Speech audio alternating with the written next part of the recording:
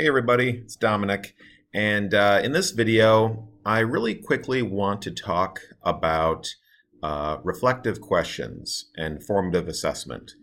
In our most recent Faculty Spotlight, we featured Josh Ensminger, one of our IT instructors, and in that video you got the chance to see him conducting a formative assessment activity in his class.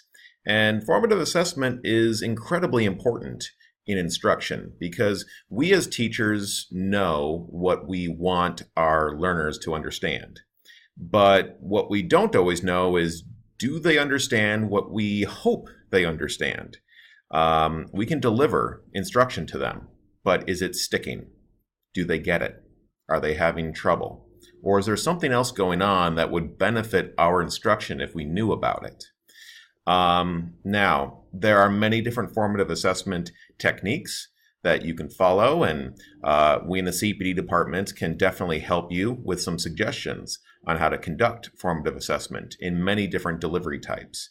But just to get yourself thinking about the types of questions you may want to pose to your learners, I want to share with you a collection of questions that we've put together.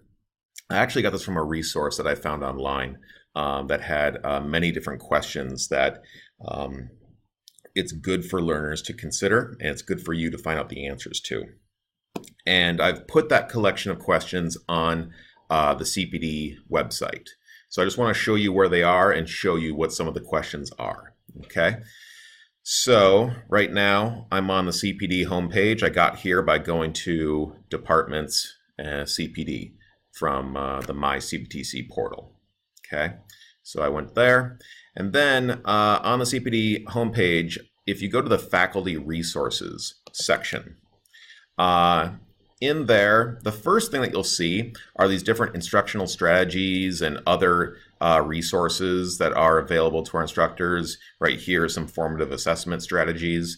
And so this is definitely worth taking a look at to just get more ideas of how to improve upon your instruction. But down below that, you'll see this online and flipped classroom activities section where I have different activities, different strategies, different tools that may be a benefit in your instruction. Now, the one that I want to direct you to right now is this reflective questions section.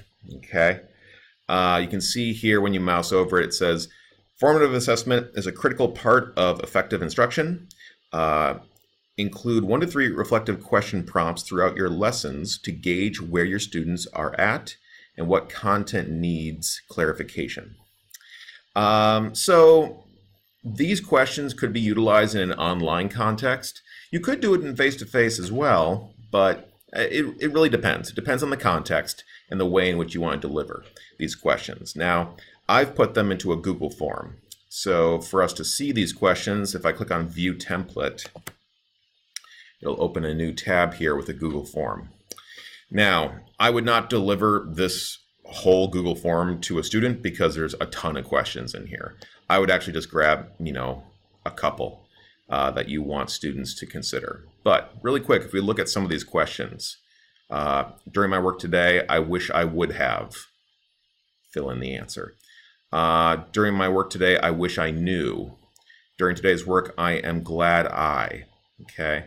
And you'll see there's all sorts of questions in here to get learners reflecting upon what they have done, and can also inform you of where there are some struggles, where questions are still coming up. And it can really benefit your instruction to have some of these answers at your fingertips. Okay. So what I would say to you is take a look at the questions that are in this Google form and think about which of them would really benefit you if you were to find out the answers from your students. Once you have that, consider your context of instruction. What would be the best way to deliver these questions to your students? It might be a Google form like this one that you could quickly link into your Canvas course. Keep in mind, we don't want to make these questions take too much time. We don't want to put too many questions in front of the students, because then they're probably going to get sick of answering them and skip through them quickly. And if you're in a face-to-face context, perhaps you won't use an electronic delivery for these questions. Maybe you'll have students write down on a note card, similar to what Josh did in his class, his face-to-face class.